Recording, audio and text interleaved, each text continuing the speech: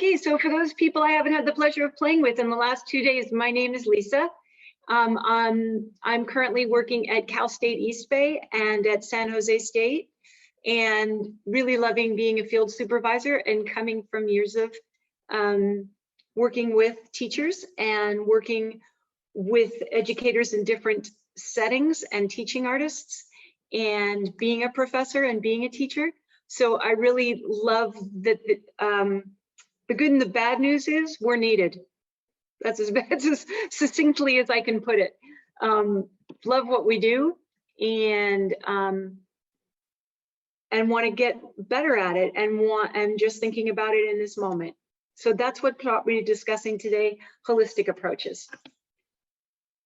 Before we get on, let's have a look at an agenda. And the reason I did this is I like to model when I'm with my student teachers, and I wanted to model with us. So we're going to name our land, we're going to call out some norms, we're going to define a couple terms, we're going to look at some frameworks, we're going to think about how to use the arts and their standards, and we're going to consider how the State of California Department of Education looks at the whole child as well, and then look at our own parts of places we might be able to start with that. I would also like to suggest that working in a holistic way is familiar to all of us and leads to social justice, DEI, all the things we want, you know, sustainable, critical, and cultural responsive pedagogies. The school I work at in Hayward, which is the one closest to me, the one I included, is the Ohlone and the Chocheño and Carcan Indians. I'm in San Francisco, and I put in a few links here because I think that if you're going to talk about the land, then what are you going to do about it? So the link at the top is if you'd like more information or you'd like to donate, and then I can explain why. We're down to about 500, and we had been at 2,000 Ramaytush Indians prior to California becoming a state. We're now at about 500, and Ohlone means, you can read it yourself, a group of indigenous people who lived in coastal California. So that's San Francisco to San Pablo Bays and Point Sur east to the Coast Ranges. Unfortunately,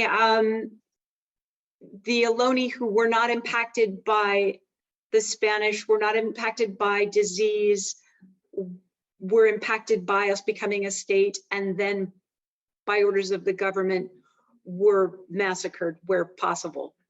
And really that language was around genocide. And that's the level that we're talking about. And because of all of that, the Ohlone are still lobbying a century later to get recognition. And when I was reading about this, what I learned was some people think recognition means we get a casino. That is not the case. What recognition that they're looking for and what they want is to be able to be sovereign in how they govern health, education, and revitalization. That's a very expensive process. It requires a lot of historical documentation. And as you can imagine, those records may not have been kept really well. So they're really in a battle to get there. That's what they're up against. That's the link. And I am thankful to be on this unceded land. We're moving on. Norms for today. Okay, everybody's had a big day. You just had lunch. Can we stretch? Sit in your chair, stand by your computer, do your thing. Let me see a hand and arm. I can see an ear wiggling. I'll take it. I'll take it. So we're just doing that. And we're also going to just do this little thing that's happened in the last couple of years, including our pronouns. If anybody doesn't know how to, but would like, oh, hello, Kitty, but would like to, I'd love to go back a slide. I think I did the right thing. Hello. But you'd like to, but you don't know where they go. It's at the top of your right corner of your screen where you have your 3 dots. It gives you a drop down and it gives you the option to rename yourself. So should you care to in the future, should you care to today, that didn't come in an email to the world, so I thought I'd just share. That's how you do it. And you would rename yourself with the pronouns you're comfortable with. She, hers, they, them, he, his, some combination that works for you. That's that. Okay, we're going to take questions and comments in the chat, and I'm very lucky to have Andrew with me, so he'll he'll help me vet as we go. And as we would in a classroom, again, modeling as I would, we're going to be, and today I'm stating them rather than co-creating them based on time. So we'll be respectful of the people speaking and those waiting to speak. And as was said to us in another session, if our questions don't get answered in this moment, I am happy to answer your questions. I will find you, you will find me, my email's at the end of this. And I'm happy to address anything. And I find when I go to conferences, there's a lot of pressure to walk away with a lot of actionable things. And my suspicion is I usually walk away with 2 or 3 little things. So we're going to continue this conversation. And I hope you've had as much joy in learning as I've had in the last couple days. To set us up, I just wanted to share that the teacher training for Cal State teachers invites and names these things. They want it to be culturally sustaining, equity-driven, justice-focused pedagogies. So we're already been given permission to play in all these things, and we didn't need permission, but if you need a backup with your administration, it's there. All of these things also reflect holistic education. And so over the last 2 days, these are the words we've heard, these are the phrases. I've put them in alphabetical order just so they're less overwhelming. But everything listed here that I've heard in the sessions I've been in and read about in the sessions I couldn't attend speak to holistic education. So it's like arts integration. It's not something you're not doing. It's a question of whether or not you have language for it. And you're able to name it with your teacher candidates so that they can articulate that, name it, and own it in their own work. So in holistic education, we have, let me just get rid of that. Thank you. Embedded in it is diversity, equity, inclusion, and justice. And why is that? Because of these 3 points. It's multimodal. And if anybody would like to work with me here, pitch in, see if you'd like to read one of these and out loud, one of the multimodals. Would anybody be kind enough to clamor in? Or Andrew and I are going to riff off each other and just go back and forth. We could do it like that. Let's do it like that, Andrew. How's that?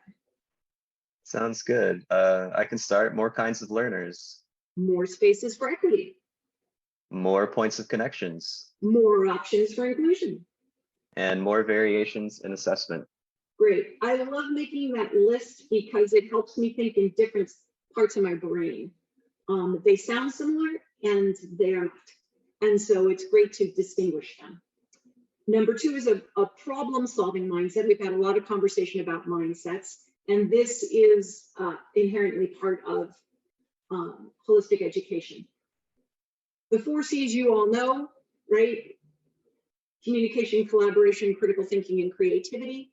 Cultural inclusion. I consider the 5th, and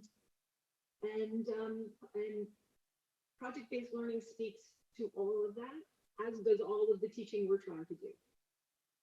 So holistic education can often be project-based learning. And that's the problem. Thank you.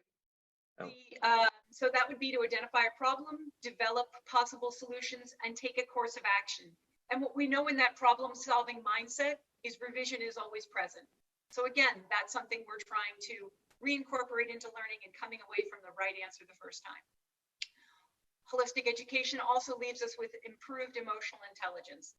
And that is accomplished through peer engagement and enhanced learning environments.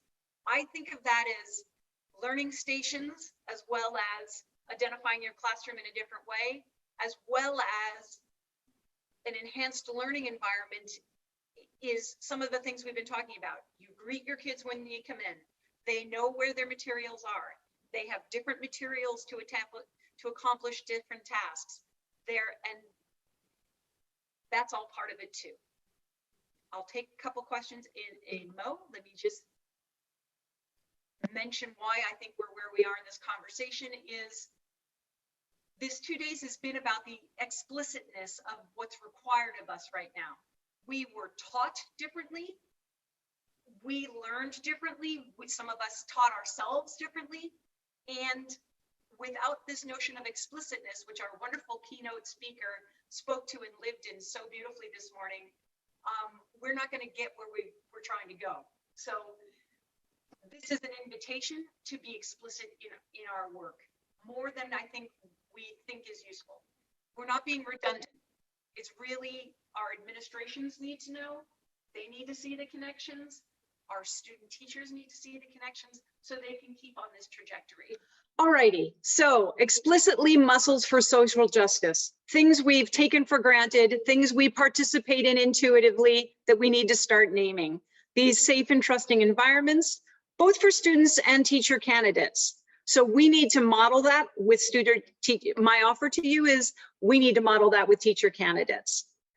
And that just like we heard in other sessions, this idea of engaging teacher candidates in their critical thinking to develop these experiential activities that will tie directly to learning goals. And that's what makes me think of project-based learning. We know that we want to be including all learners. And so we need to be able to do experiential things. And we know the art standards are right there for us to help us do that. That happens to be my history. So if anybody wants any guidance about that in the future, please feel free to reach out. Arts integration specialist is one of my titles, and work I've done a lot in a lot of different spaces. So I love it and I'm happy to share it.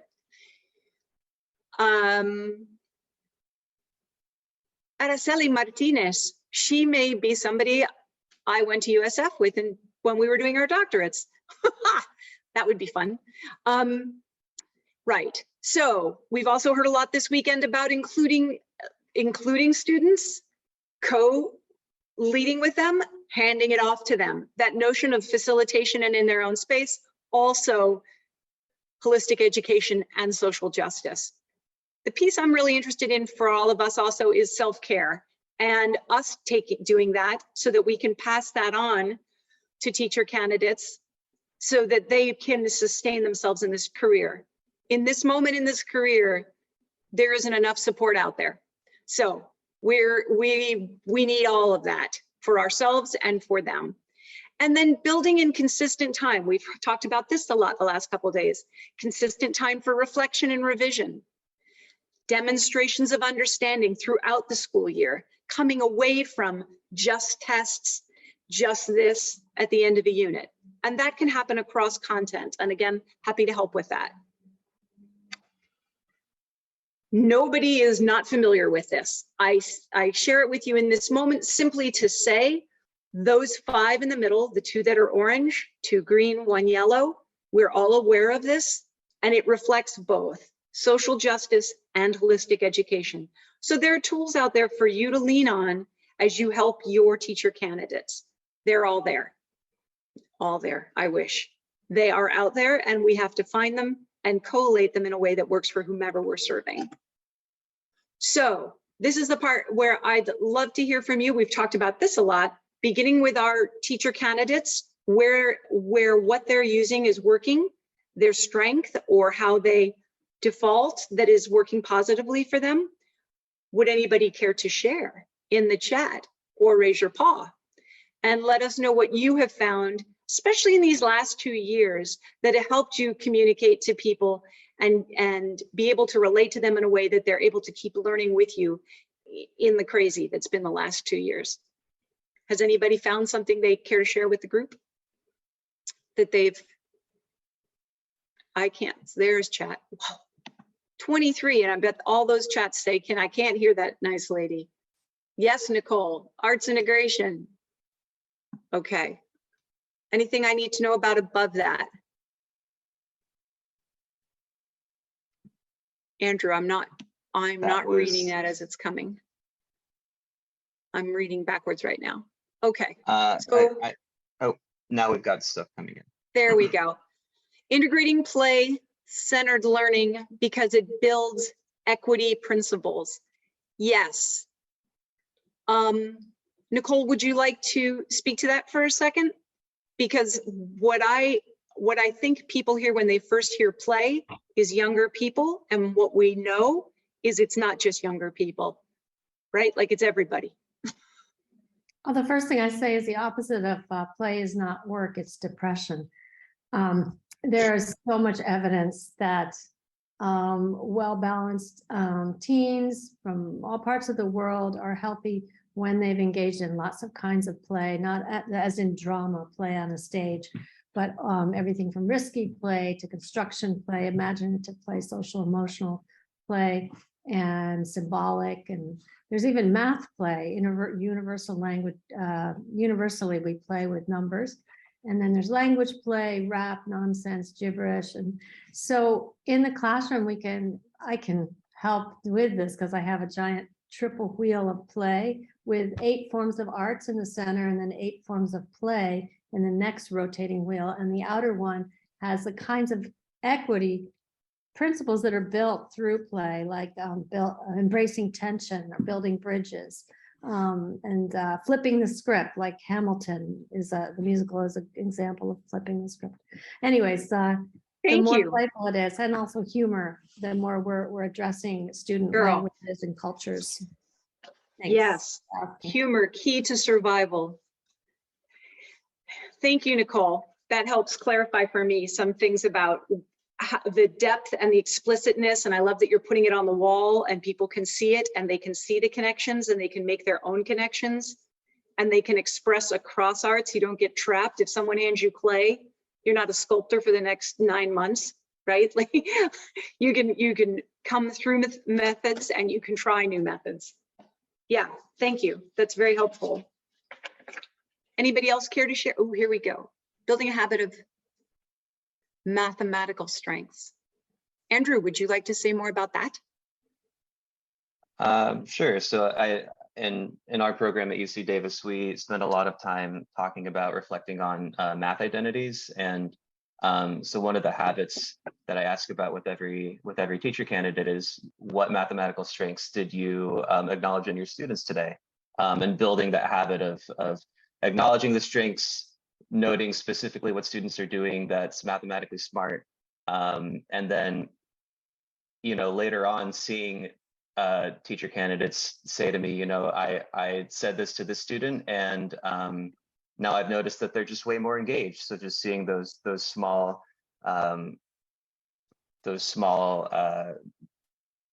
little treasures that come out of this small action that a teacher can make. I don't want to claim that this is like an answer to any of the systemic problems that are going on, but I do think that it's a positive move, especially in math education. Am I hearing you right? Would it be fair to say that from that, sometimes people take confidence in their own identities and feel they can build on them because they've been named? Absolutely. I mean, okay.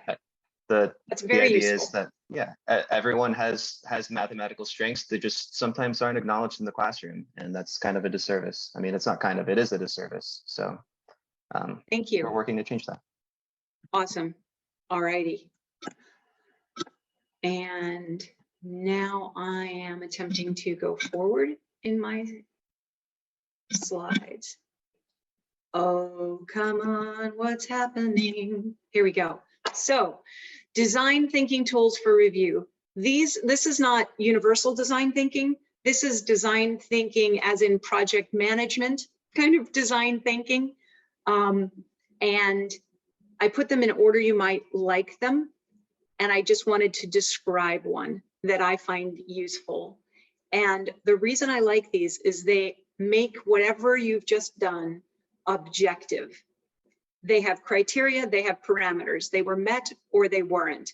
And so I think when we're learning critical thinking techniques to share with our student teachers, for them to hear us, and then we offer them things to share with their students. A lot of Project Zero, which is the graduate school at Harvard, their School of Education, they do a lot of fun thinking routines around this as well.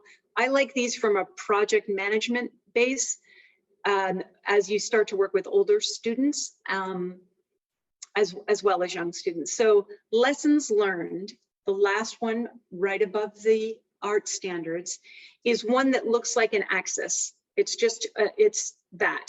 And so what those two lines represent is, one is what we planned, what we didn't plan, right? There's something that occurred. We had a plan, that wasn't what we planned. And another one, which is what we learned, right? What did we learn? What is that trajectory as well? And then they're simply overlapped on a 90-degree angle, right? And so those two lines allow you to fill in data around an experience that isn't checking boxes. It requires that you think about it because you're going to have to put it somewhere on a line. So it immediately invites critical thinking, and it asks two questions: what we planned and what we learned. And that I have found to be a place where people can open up without feeling judged about what happened, as we build skills about hearing critical thinking without having to resist. So that's what I just wanted to share those with you. They'll also be in the resources, as well as standards.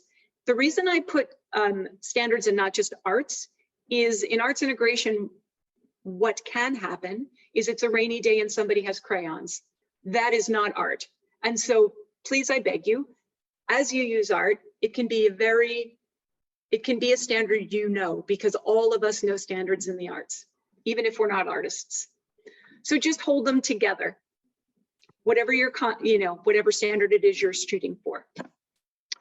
This scary diagram I wanted to share with you because I find it visually slightly overwhelming, and I think that reflects and is a metaphor for where we all are.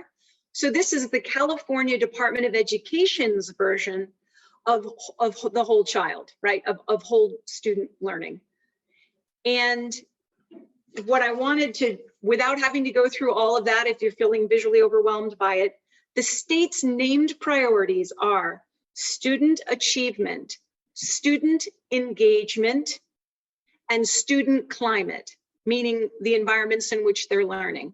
So again, we come back to social justice, holistic education. So this is another document, another opportunity to see where tools are there for you and bridges have been articulated for you. Okay, can holistic education connect to your work as a field supervisor?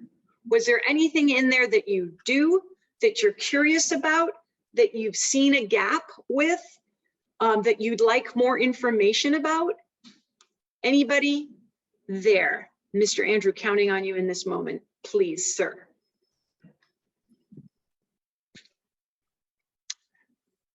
I mean, the reason I chose this is because I'm finding it a really lovely basket to land the questions I have for myself in as a field supervisor.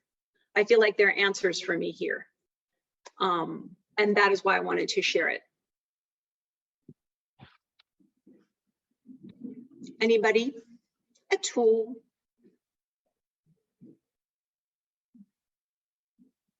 I'll let you know if something pops up in the chat. Thank you. I actually think I've been remiss in giving you just a very brief history, which is the notion of holistic education became sort of common parlance in the 1980s as a response to the way education was swinging in terms of its mechanistic and standardized testing approach. So that's where this conversation came out of, is how do we get back to talking about our whole beings? And I think what we've learned in the last 2.5 years is, as educators, we have this space of people who teach social emotional learning quite explicitly. I think we all know that. I don't know that parents were understanding it the way they do now. And so it's a strong moment for us to own the social emotional learning piece, push on it, look for the bridges that have been built for us to do so. And same with holistic education, the whole child, because without the whole child, we're not having social justice, just not happening.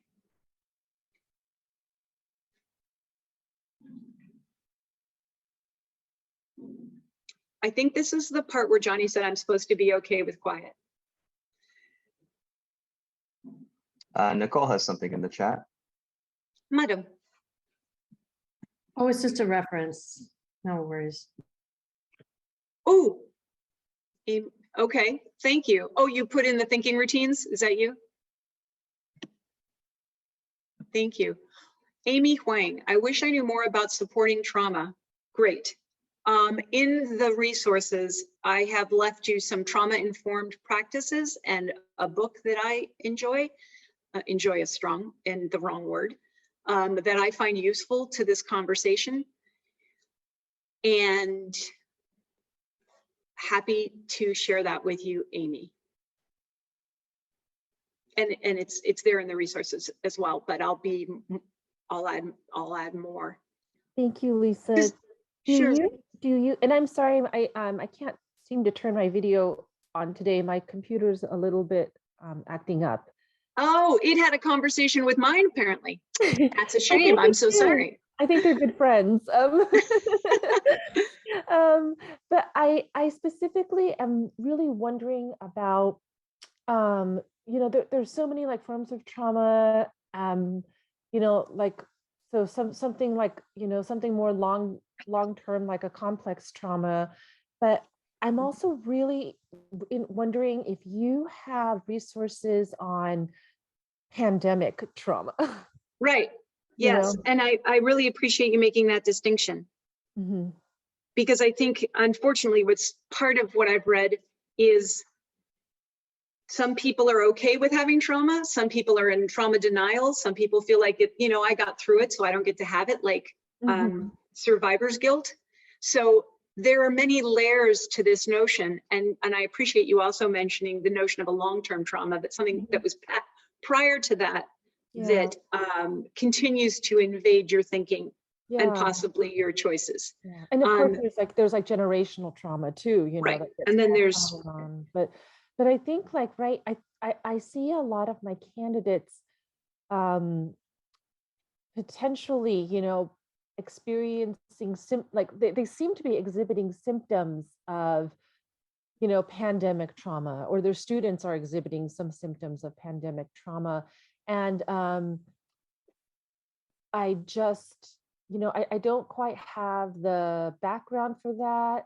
And I'm wondering what we can do at least to help support that. Thank you. I will address my next resources that I put into that, into our folder, to that specifically. I think what I also read in part is that, and I think this is intuitive for us, you become a teacher because you're going to help. You're going to become a teacher because you want to participate in this child's growth and knowing. And in the last 2 years, our candidates have walked into situations where students are in different buildings. They are now in puberty. They now have lockers. They now theoretically have autonomy, but don't. They grew up in social media. So they may or may not have been hanging out with their friends anyway. So the layering of their trauma is smacking our candidates. And I think part of them didn't realize that was going to happen. They thought they could help, but the hurt is pretty entrenched and deep at this point. Yeah. A lot of moving parts for kids. Yeah, I love that you mentioned the social media, because I know that a lot of I can't say a lot. I know that you know, for myself personally, like half of my candidates didn't know what to do about TikTok and all those TikTok challenges. Right. And they were feeling so unsafe with those challenges. I appreciate you mentioning that, because the TikTok specifically, I'd lift my hair if it wasn't in a bun over my head like a 4-year-old right now, right? That's a tricky one, because which agendas do you allow to push on you?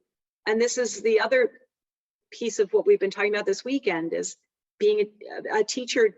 There are a lot of agendas coming for you, and how do you strengthen yourself, not only through self-care, but through advocacy, to deal with that wave of administration and parents and community and students and testing and then all the things. So I will look to that, to include that as well. Thank you. I love good homework. I love my job. right? Like it's the best homework. Thank you.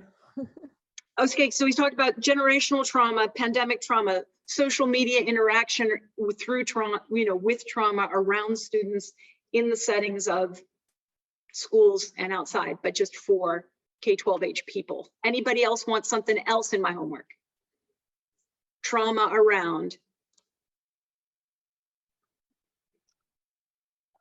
Jane has a comment. I don't know if it's necessarily a homework assignment, but she has something to say in the chat. Yes. Do you want me to read it out loud? I'm reading it, Oh. but yes, if you would share it, that would help the group. Yeah, sure. I believe, as I'm sure many of us have noticed, a great need that we should consider our pre-service candidates' social and emotional wellness in the field supervision we do. That it is important to support them as a whole person and not just as students or teachers. Yes, amen. Because yes, that is what's required. And so that's why this language about being explicit about social emotional learning, about holistic education, around social justice, diversity, inclusion, all the things have to be front and center on the table for us to accomplish this notion of supporting their emotional wellness. Yeah, agree, bold agree. Okay, I shall move slides, assuming I can. There we go. So in the holistic teaching world, this is what the offer is. And there is not one formal definition of holistic education. It came out of a number of conversations with a number of colleagues, and it, depending on who's reading your reading, it commonly has a spiritual component that can also be seen as love for the planet, right? So that holistic as in the world we live in as well. So this list here deals with things we are dealing with, which is why I think it's a useful tool for us at this time. I put self next to emotional, but clearly it's everybody. But I think we've also talked these couple of days about needing to start with yourself, checking yourself. How do you come to a situation? How do you come to a meeting? Are you already perturbed? All of those things, that how do we check ourselves and know where we are in our learning and in our own bodies. And that's why I put self, but clearly it's everybody. Right. And so the ethical values, the third one down, which I did note includes the physical world, is also everything else we work to do, all the inclusion we work to do, all the justice we want to be part of and help promote. Okay. Good. And then more explicitly, because repetition can be good, modeling what I do in a class. If I can get this to switch. That's a different way to think about it that might be more visually easy to digest for you. And that's one way of dealing with different learners, is you may even use a similar format like text, but one is formatted differently. So if you need it to be very concise, it's self-care, students, school community, and learning. Got you. So I like being able to mix it up. This also leads to advocacy. So if self-care begins with you, and students, we're helping to skill grow. And in community, we're growing partnerships. It is my personal belief we need to be explicit that in our learning, that is part of our advocacy. What are we learning? Why are we learning it? Why are we focusing on particular things? And I think that has to do with something that was mentioned over the last couple of days, is that the world of a teacher, and where the theory meets the road, the world of a teacher is not always gone over thoroughly. And so that notion of advocacy is important. Being mindful of time. This is one way For those of us who are visual learners, you might think about, how would I differently address my day? Or how would I help my student teacher address how they prepare in this moment, in this time? And I'm not saying these pie slices are right. I'm just suggesting that they're elements, and I can add other elements. And if anybody sees I'm missing an element, Andrew would be happy to tell me about it. But we were talking about how you enter the room, how they enter the room, and how you check in with them. Whether you're locking eyes, shaking hands, doing your little handshake at the door, whatever your jam is with your students, how are you having a moment to then come to warm-ups in community, right? Like, it's gradual. So there's the entering, there's the warm-ups and community building, there's your content, which are theoretically engaged activities, and engaged is a subjective term, and reflection. That's the piece we're adding now that has to be explicit, because we know it's where the critical thinking happens. And it's also us practicing revision. Without the reflection, we can't get revision. And without revision, we can't get away from having the one right answer. That is my fear for us all. Okay, that's that. So I broke those down smaller, just for fun, as an exercise when you enter the classrooms. When I'm talking to someone who's not been in a classroom before, and before they've had their first experiences in this role rather than as a student, we're thinking together about how is your room set up? Are they going to have to move 20 chairs after class has started? Or do we have a routine for that? What is sound? Are you trying to start a tone? Do you need Ella that day? How is that starting for you? Are the materials set out? And I know we've all spent too much time with Ziploc bags and making little things. I know we have. And plastic baskets with stuff that goes in the middle of the, right? We do that. But what are our systems for doing that? And how do we employ the students in helping us to do that? Okay, you're on colored pencils this week. Get it, let's go, right? Like, you can map that out with your students so that you have taken down the work for yourself, you have delegated it to them, they then become responsible to the whole in that little way. And again, we're talking about social justice, we're talking about whole child, we're talking about explicitly tending. Okay, what's your meet and greet? And then place yourself as facilitator. And I say facilitator and not instructor, as we try to work towards this paradigm shift. When I went to school, it was this. I tried to write really fast. I tried to remember all of that. And in this shift where we give up power, but we gain community and knowledge and deepen our knowing, that takes trust and practice. And so calling them facilitators in my world is useful to me. I don't know how it works in yours, and I look forward to asking you that when we get to the end. Okay, and then one of the other slices was warm-ups in community. This is something else I do with student teachers. We do something that this is my suggestion as a possible format. Do something physical. That's simply coming through the door, if that's what it needs to be with those kids that day. You're reviewing an agenda. Nobody likes to get caught out. People who like to think ahead, and people who need to look at it 6 times need the agenda to look at it 6 times. There's no good, I can't think of a reason one wouldn't want that. And it gives you a chance to establish some vocabulary words within the agenda. Next, you're doing vocal things. Whether you're pair sharing, whether you're practicing something, whether you are literally doing voice work, or you're taking questions. They have now moved their bodies and they have now spoken and they've heard what's coming. Brill. Enjoy your activities, whether that's some sharing out, some content, something physical. And then referring to the function of that in your day's learnings, reviewing with them, why did we do that? How did that help us? Did that help us, right? And you employing the vocabulary as you do so.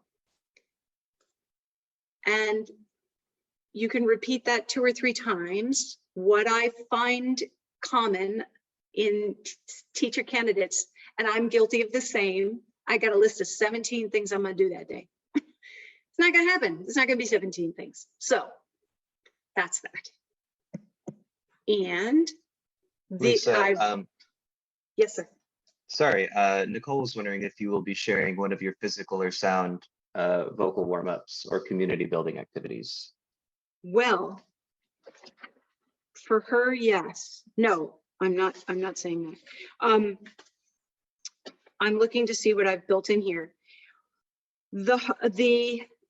I think it's a collective review today, Nicole. Nicole, I almost called you Michelle.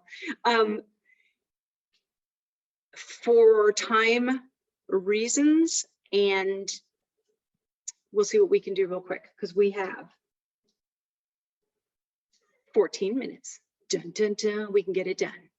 So yes, Nicole, we'll think out loud together about that. Okay. Then this was, I think the reflection piece is, as we've all discussed, huge. Is there anything in this list that I've missed of what we might want to reflect on? Or how we might like to ask? Andrew, should you and I parlay through this one? Do you mind? Not at all. Let's do it. Okay. Review co-built rules of engagement. How did we do? Okay. Review a day's agenda by item, asking for questions or comments. Ask for connections they experienced connected to learning goals. Ask for suggestions for possible activities to connect to learning goals. Remind them of their growth. Remind them of their prep for next time. And remind them of their growth. Yes. And I love that that came up this weekend, that positive reinforcement is not necessarily a bad thing. And depending on where you hang out, in what districts you're in, what teachers you work with, it's interesting that it's still a conversation, but sometimes it is. So I was thankful lots of people did that.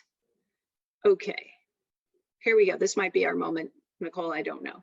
So teaching life, how would people answer this? This was actually going to be, it was going to be a verbal interaction. It was going to be this, like how do you guys, could you write in the chat, please? Which of these takes the most for you, or which one do you enjoy the most? I enjoy this one. This one makes me crazy. You forgot this one, the red one. Where is that? If you could throw any of that at Andrew, that will allow us to have a little exchange, and maybe we can do a physical fight of that. Amy says self-care. Brilliant. As something you want more of, or you enjoy, or like many people, you give it lip service, but can't even get your nail polish off. It's like, I can't even get in a hot shower. I don't even know what it means. What is self-care? Jennifer says, I enjoy reflection and need to remember to do more self-care.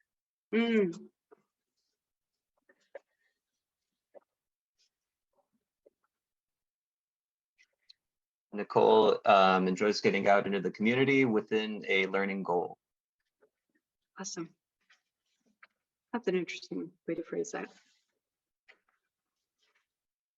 Well, I think one of the things I notice about this time, someone had mentioned self-care. I think he's just said the wanting to be better about it, or reflection, excuse me, it was the reflection piece, is figuring out how many ways there are to reflect. I think at the beginning of the pandemic, I was pretty, I wouldn't say inflexible, I would just say not educated about different ways to reflect. And I've appreciated this time to expand my doodling, to sing old songs, to write new lyrics to old songs, like there's a lot of ways to reflect. My poor cats will tell you about the songs. But sometimes I can work through a problem if I have to think up the words to a song about it. I'm more Cole Porter than baby anybody, but you know, it's an age thing. Okay, both, I think we need more of that. Ooh. Yes, ways to it's not always after the content, but how generative theme for the content. Absolutely. So the notion of reflection is ongoing, right? It's not, it's formative, not necessarily solely summative. We want to be doing it ongoingly so that we know if we've made a wrong turn. Okay, so I think I'm hearing self-advocacy gets to live in here. Oh, so sorry. Self-advocate. Hello, kitty. What's happening? There. I think what we're learning is self-advocacy is going to go here. I'm going to talk a little bit about advocacy because I don't know in what class my students are getting that. And so I feel it was interesting. People were saying, our keynote speaker this morning was talking about, well, you know, I kind of had to do it on the side or on the DL or, you know, backdoor it somehow. And that's how I feel about talking about advocacy. How silly is that? So let's go there. I can get out of here. Okay. This was also another opportunity for engagement with you guys today. These are things I suggest to my student teachers, that while you're building your professional community, you think about your values. And the reason I say that is it can be very shiny. There's lots of shiny, sparkly things the first year or two that you want to get involved with. And there's only so much bandwidth you have. So I suggest to them that they be very thoughtful and less is more, and add something else the next year. And that they come clean with themselves about what they want from the job and what they're willing to give the job.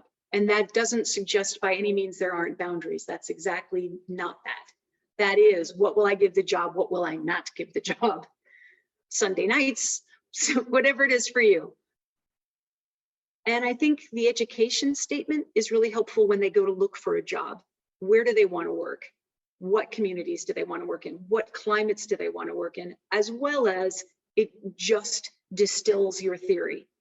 Having to have an educational statement distills your theory. And I'm sure they've had to write one for some class. These next two things I find to be very different based on who you are dispositionally. You can have an idea and want to build and invite people to build with you. When you're starting out, what I suggest to people is that they join another boat. They don't have to start the armada. They can learn the ropes of how it works in a school or in that community. They can get to know their colleagues so that when they're ready to start inviting, they have a sense of who's on the team. So that's a suggestion I make. Because sometimes if you're not the person who wants to join another group, you have to think through the goal of it to be willing to. And then I love the idea that we're inviting them to have partnerships and investigations larger than where they are right now. I mean, I think why we enjoy the thinking of people around the world is people thought at a grade, a school, a community, a state, a nation, and a planet level. And that's important. And they are these people. They are going to be those people. Right now, they're covered in glitter. If they have to see a short pair of scissors again, they're going to stab somebody with them. It's a little overwhelming. But as they come into the profession, they will be doing and finding their feet. And what do they want out of it? What do they want out of it? So much fun to think about. So that, and you've got to do that starting now. My point is start now. Pick one, start now, and then grow your tree. But I watch people get overwhelmed when they get to new communities if there isn't a good onboarding system and a pairing system. It's a little bit of self-care. This came from a trauma stewardship book. So would anybody like to vote as to which kinds of trauma this could be useful for? Would anybody care to drop that in the chat or raise a hand and just say this relates for you or aligns with you with, we talked about intergenerational, historical, pandemic, we named, I think, another flavor as well. There's also health issues. There's all kinds of ways to need support around events.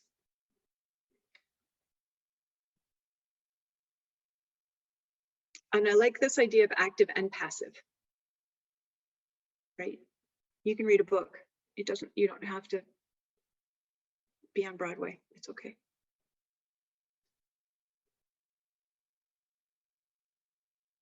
And hey, who of us doesn't need to look more closely at healthy lifestyles? My caffeine drinking friends. Let's, you know.